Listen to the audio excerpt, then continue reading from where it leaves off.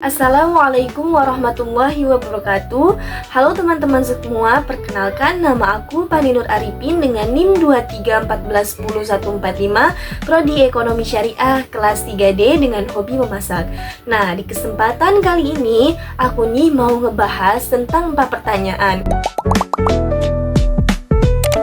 Baik, kita akan membahas pertanyaan yang pertama, yaitu tentang setujukah jika mempelajari filsafat umum itu akan membuat kita tersesat dari agama.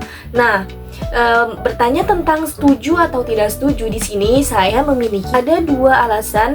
Yang pertama itu alasan yang mungkin menyebabkan seseorang itu tersesat, dan yang alasan kedua yaitu alasan yang mungkin membuat orang tidak tersesat.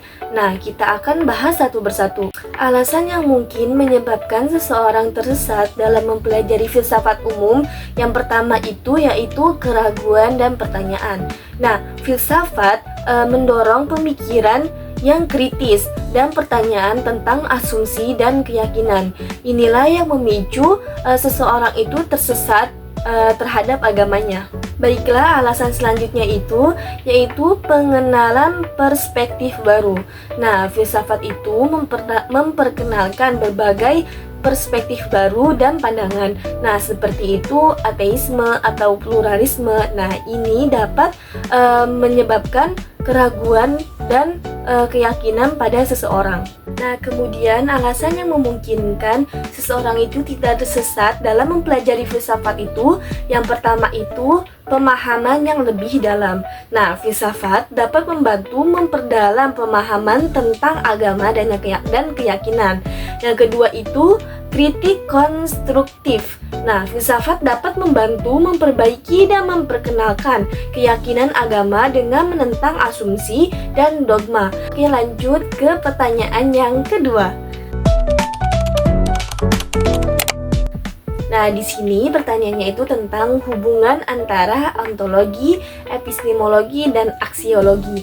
Nah, di sini ada 4 hubungan antara ontologi, epistemologi, dan aksiologi. Nah, hubungan yang pertama itu yaitu ontologi itu sebagai dasar. Nah, ontologi menyediakan keragaman tentang realitas dan estimasi yang kemudian mempengaruhi cara kita memahami pengetahuan epistemologi dan aksiologi. Nah, yang kedua itu epistemologi sebagai jembatan. Nah, epistemologi menghubungkan ontologi dan aksiologi dengan menjelaskan bagaimana kita memperoleh pengetahuan yang realitas dan nilai. Nah, yang ketiga itu aksiologi sebagai konsekuensi. Nah, di sini itu aksiologi merupakan konsekuensi dari ontologi dan epistemologi. Nah, karena nilai dan moral yang kita terapkan bergantung pada pemahaman kita tentang realitas dan pengetahuan. Baiklah, ke pertanyaan berikutnya yaitu jelaskan tentang sejarah filsafat di dunia Islam. Nah, di sini ada beberapa tahap. Nah, tahap pertama itu yaitu penerjemahan dan sintesis pada tahap awal. Nah, para ilmuwan muslim fokus menerjemahkan dan memahami karya-karya filosof Yunani. Kemudian mereka mulai mensintesiskan pemikiran tersebut dengan ajaran Islam. Nah, kemudian tokoh-tokoh penting pada periode ini adalah Al-Kindi yang sering disebut sebagai filsuf Arab pertama. Nah, puncak perkembangan abad ke-10 dan ke-11 menjadi masa keemasan filsafat Islam.